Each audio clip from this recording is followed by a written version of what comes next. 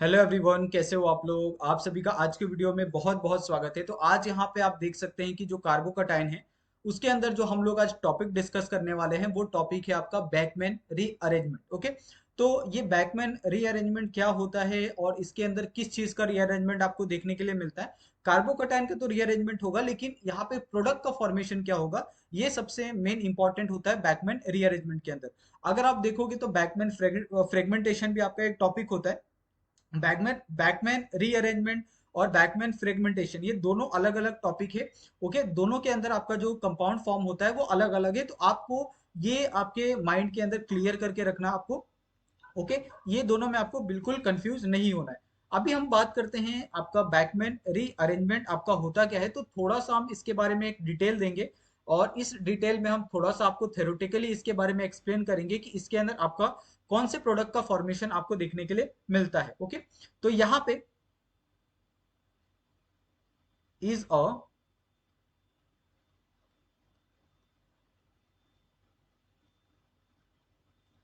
Rearrangement of an oxime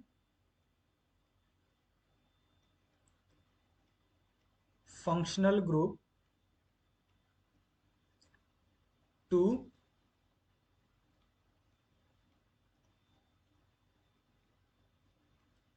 substituted amide. Okay, तो आपको I think मेरे हिसाब से बहुत क्लियर हो गया होगा कि इसके अंदर हम लोग क्या करने वाले हैं। सिंपल सा रीअरेंजमेंट करने वाले हैं और ये रीअरेंजमेंट किसका होने वाला है, ऑक्साइन फंक्शनल ग्रुप का, किसके अंदर, सब्स्टिट्यूटेड अमाइड के अंदर। तो अभी हम एक सिंपल सा रिएक्शन करके आपको दिखाते हैं जो एक जनरल रिएक्शन होता है, उससे आपको क्लियर हो जाएगा कि ऑक्साइन फंक्शनल ग्रुप का एक सब्स्टिट्यूटेड अमाइड में किस तरीके से रीअरेंजमेंट किया जाता है। तो यहाँ पे मेरे पास एक ऑक्साइन ग्रुप है, ये आपके पास नाइट्रोजन हो गया, इस नाइट्रोजन के ऊपर आपका ओ एच, यहाँ पे आपके पास R1 हो गया और यहाँ पे आपके पास R डबल डैश हो गया। ये आपके पास क्या है, ऑक्साइन ग्रुप है। ओके, ये आपके पास क्या है, यहाँ पे ऑक्साइम है। इस एक सेकेंड, ये आपके पास क्या है, ऑक्साइम है।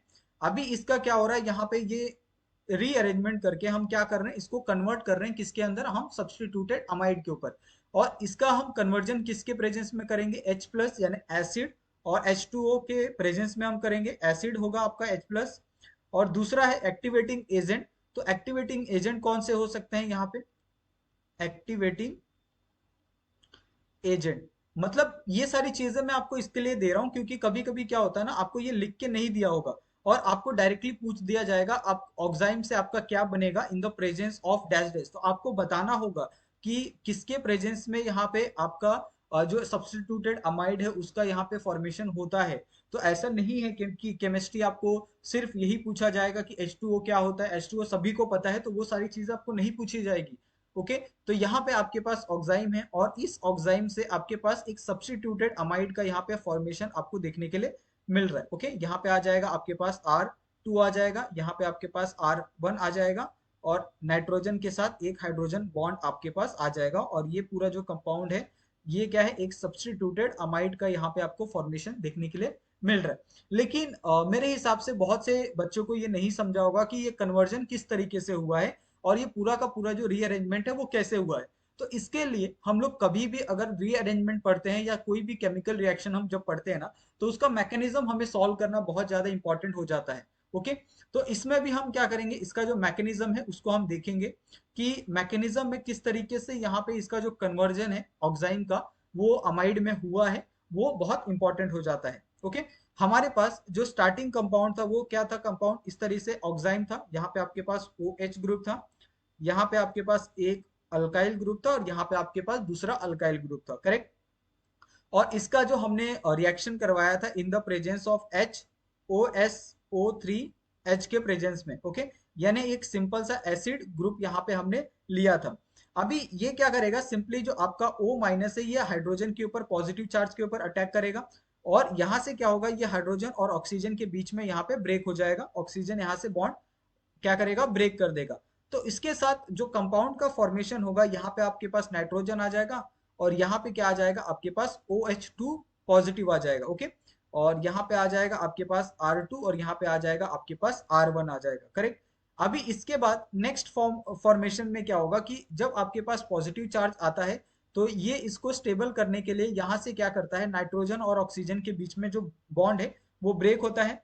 और जैसे ही बॉन्ड ब्रेक होता है, यहाँ का कार्बन क्या करता है, इस नाइट्रोजन के ऊपर अटैक करता है। ओके, क्योंकि यहाँ पे ऑलरेडी एक हाइड्रोजन तो प्रेजेंट होगा ही होगा, इसके लिए ये क्या करता है, नाइट्रोजन के ऊपर अटैक करता है।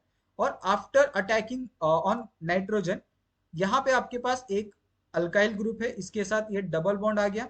यहाँ पे आपके पास नाइट्रोजन, यहाँ पे आपके पास R2 आ गया। ओके, यहाँ से क्या हो रहा है, आपके पास H2O आपका सिंपली क्या करेगा, इस अटैक करेगा इस पॉजिटिव चार्ज के ऊपर। ओके, और ये जो पूरा स्टेप है ना, इसी को हम लोग ट्रांजिशन स्टेप भी कहते हैं। यानी ये वाला स्टेप आपका मतलब आप पीछे से करो या आगे से करो, आपको ये स्टेप यहाँ पे मिलने वाला हो। ओके, अभी यहाँ पे आपके पास ये कंपाउंड यहाँ पे मिला। अभी हम क्या करेंगे, यहाँ पे जो हमारे पास बचा हुआ कंपाउंड था, हमारे पास क्या बचा था, O माइनस SO3H बचा था, करेक्ट। अभी यहाँ पे ये सिंपली क्या करने वाले हैं, यहाँ पे अगर आप इस कंपाउंड को थोड़ा सा अगर आप ध्यान से देखो, जैसे मेरे पास क्या है, ऑक्सीजन है, यहाँ पे क्या आ जाएगा आपके पास, एक हाइड्रोजन, यहाँ पे आपके पास एक हाइड्रोजन आ जाएगा, करेक्ट। यहाँ पे आ जाएगा आपके पास R1 आ जाएगा, और यहाँ पे आपके पास नाइट्रोजन, और यहाँ पे आपके पास R आ जाएगा, 2 आ जाएगा। ओके, अभी यहाँ पे ये ऑक्सीजन है, ये किसके अंदर भी किसी भी हाइड्रोजन के साथ क्या कर सकता है, यहाँ पे अटैक कर सकता है। तो ये सिंपली क्या करेगा, इस हाइड्रोजन के ऊपर अटैक करेगा। जब ये हाइड्रोजन के ऊपर अटैक करता है, तो यहाँ से क्या होता है कि एक हाइड्रोजन यहाँ से निकल गया, तो आपके पास बचा क्या, यहाँ पे एक हाइड्रोजन, यहाँ पे आपके पास सिंगल ये बॉन्ड बचा, यहाँ पे आपके पास R बचा, ये आपके पास डबल बॉन्ड N, और यहाँ पे आपके पास R। ओके, अभी यहाँ पे अगर आप देखोगे ना, तो यहाँ पे आपको क्या आ जाएगा, एक पॉजिटिव चार्ज आपको देखने के लिए मिलेगा, क्योंकि यहाँ से हाइड्रोजन निकल गया है। अब ये पॉजिटिव चार्ज क्या करेगा, यहाँ पे आके ये सेटल हो जाएगा, और यहाँ पे आपके पास क्या फॉर्म करेगा, इस हाइड्रोजन के साथ यहाँ पे ये बॉन्ड फॉर्म करेगा इस तरीके से। और यहाँ पे क्या आ जाएगा आपके पास, ये डबल बॉन्ड O आ जाएगा, यहाँ पे आपके पास R आ जाएगा, यहाँ पे आपके पास N आ जाएगा, और यहाँ पे आपके पास R आ जाएगा। और एक जो हाइड्रोजन है यहाँ पे आपको देखने के लिए मिलेगा इस तरीके से, अगर आपने क्या किया, ये बॉन्ड को यहाँ से रिप्लेस किया तो। ओके, तो ये आ जाएगा आपके पास H। यानी ये बॉन्ड क्या हो रहा है, यहाँ से ये ब्रेक हो रहा है और इसके ऊपर जाके अटैक कर रहा है, और हाइड्रोजन आपका क्या हो रहा है, इसके साथ कन्फर्म फॉर्म हो रहा है। तो ये एक तरह से रिवर्सिबल रिएक्शन भी होता है, अगर आप इस तरीके से करोगे तो ये आपको बीच में कंपाउंड मिलेगा। इसके लिए इसको हम एज अ ट्रांजिशन स्टेट भी कहते हैं, और ये एक तरह से रिवर्सिबल रिएक्शन है। ये पहले भी मैं आपको बता चुका हूँ, जब हम इसको स्टार्ट कर रहे थे ना मैकेनिज्म, तभी मैंने आपको ये बताया था कि एक तरह से क्या होने वाला है, अगर आप पीछे से स्टार्ट करो या फिर आप आगे से स्टार्ट करो, दोनों कंडीशन में आपको सेम कंपाउंड का ही फॉर्मेशन आपको देखने के लिए मिलेगा। अभी यहाँ पे कुछ एग्जांपल हम करते हैं, सॉल्व करते हैं, और उसकी मदद से हम देखते हैं कि किस तरीके से यहाँ पे हम एक मतलब ऑक्साइड का इस्तेमाल करके अमाइड का फॉर्मेशन कर सकते हैं। ओके, लेकिन एक्चुअली में अगर आप इसको थोड़ा सा एनालाइज करो ना ऑक्साइड को, तो ऑक्साइड का जो फॉर्मेशन होता है ना, वो एक कीटोन से होता है। कीटोन का आपको स्ट्रक्चर पता है किस तरीके से होता है, कुछ इस तरीके से होता है। ओके, कीटोन को जब आप क्या करते हो, NH2OH के प्रेजेंस में जब आप रिएक्शन करवाते हो ना, तब आपका ऑक्साइड का यहाँ पे फॉर्मेशन होता है, और ये आपका ऑक्साइड कुछ इस तरीके से फॉर्म होके आपका निकलता है यहाँ पे। Okay, R2। तो ये आपका ऑक्साइड का फॉर्मेशन किससे हुआ, आपका ये कीटोन से ऑक्साइड का फॉर्मेशन आपको देखने के लिए मिलता है। ओके, और फिर नेक्स्ट जाके आपका जो ऑक्साइड ग्रुप है, इस ऑक्साइड ग्रुप से आपका in the presence of H plus और H2O के प्रेजेंस में यहाँ पे आपको जो अमाइड होता है, सब्सटीट्यूटेड अमाइड, वो आपको जाके देखने के लिए मिलता है यहाँ पे। ओके, तो आई थिंक मेरे हिसाब से बहुत क्लियर तरीके से यहाँ पे मैंने ये सारी चीजें समझाई है कि आपका जो ऑक्साइम होता है ये डायरेक्टली आपका नहीं फॉर्म होता है। ऑक्साइम अगर आपका फॉर्मेशन देखोगे तो वो कीटोन से आपका फॉर्म होता है। तो एक बहुत सिंपल सा प्रोसीजर है। ओके, और ये सिंपल सा प्रोसीजर आई थिंक मेरे हिसाब से बहुत अच्छे से आपको क्लियर हो गया होगा। अभी यहाँ पे हम क्या करते हैं, कुछ एग्जाम्पल हम यहाँ पे सॉल्व करते हैं, कुछ क्वेश्चन यहाँ पे हम देखते हैं।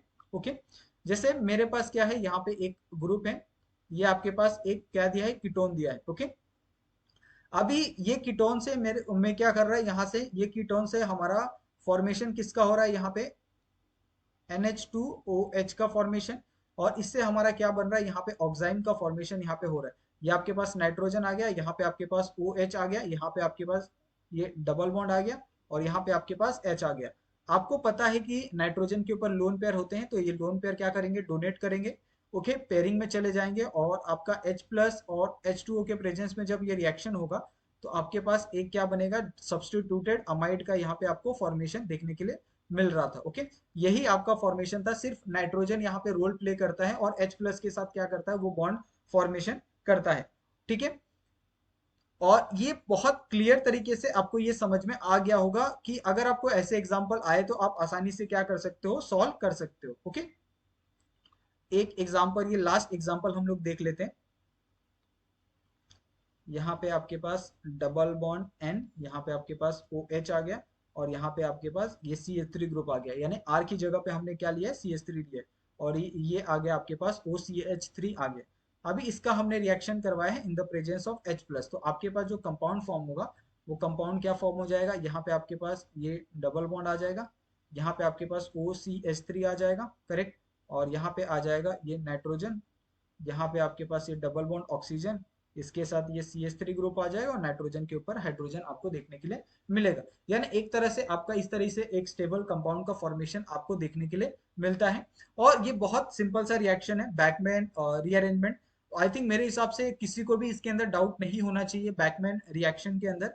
और इसका एक और अलग वर्जन है बैकमैन फ्रेगमेंटेशन, उसको हम लोग नेक्स्ट लेक्चर में हम लोग कवर करेंगे, और उसके अंदर देखेंगे कि कौन से कंपाउंड का फॉर्मेशन वहां पे हो रहा था। ओके, अगर आपको इस वीडियो के अंदर कहीं पे भी कुछ भी डाउट होता है, किसी भी कॉन्सेप्ट के अंदर अगर आपको थोड़ा सा भी डाउट हुए, तो आप लोग हमें कमेंट करके बता सकते हो। ओके, आप चाहो तो हमें इंस्टाग्राम टेलीग्राम पे भी आप हमें मैसेज कर सकते हो, और वहां पे भी हमसे आप खुले मन से आप डिस्कशन कर सकते हो, केमिस्ट्री के बारे में, साइंस के बारे में, आप किसी भी सब्जेक्ट के बारे में आप हमसे डिस्कशन कर सकते हो। ओके, तो थैंक यू सो मच, आप सभी का बहुत बहुत धन्यवाद आप सभी का वीडियो देखने के लिए।